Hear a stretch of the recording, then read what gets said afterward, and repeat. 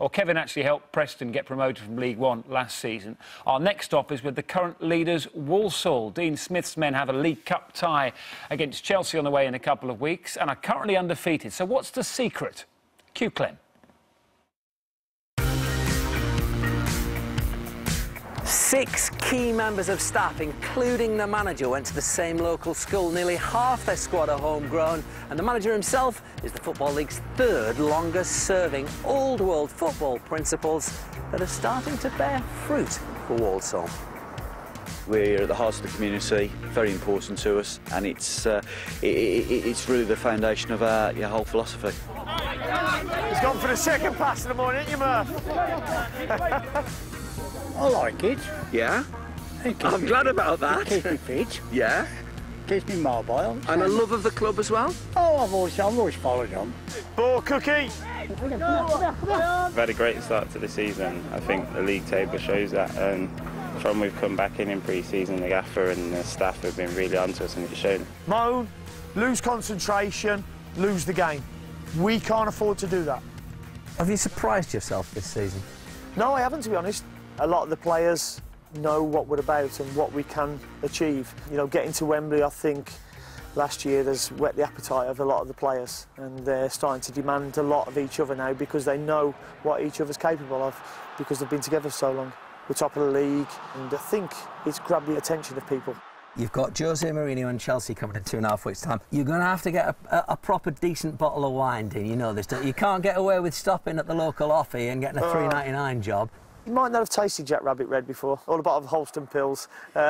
Who knows? But no, it's great that, you know, a team, the champions of the league, will be coming to the Banks. We haven't had a big cup draw for a while. It'd be great to test ourselves against the best. Rico, come here. You got some grass in your hair. Come here. You're not going to become a millionaire by playing for Walsall Football Club, but you'll have an opportunity to prepare yourself to try and do that. With playing football games first and foremost, working your way through it. The biggest thing for me is good old-fashioned values. When I first took over as head of youth, there was 3 things I brought in. Every player, after every game on a Sunday, would shake the hand of the coaches and the opposition. I didn't want to see any parents carrying any bags for the kids. That's down to the kids, it's their bags. And the third one was, I didn't want any parents cleaning their kids' boots.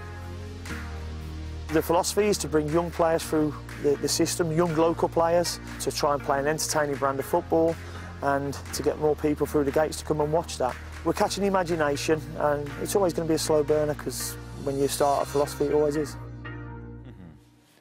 It's great to see that insight into the way they're working things there. Walsall really embedded in their local community. Here's Dean teaching some kids at a local school as well, taking a PE class, and that is essential considering geographically where they are.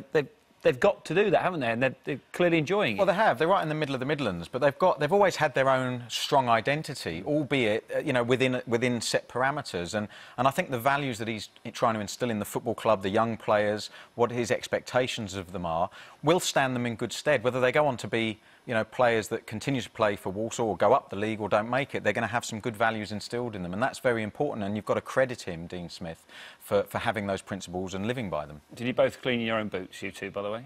You cleaned Mick Harford's, didn't you? I cleaned Mick Harford's boots as an apprentice at Luton, yeah. But then when you become a pro yourself, then you're fortunate. Then you'll be designated with your own apprentice who cleans your boots and looks after your kit. I think it's great what he was saying there, making all the academy, the youth team clean all their own boots. That's a real good school. When I signed for Blackburn, I thought the players were winding me up the first day because we had to take all of our training kit home and wash it ourselves.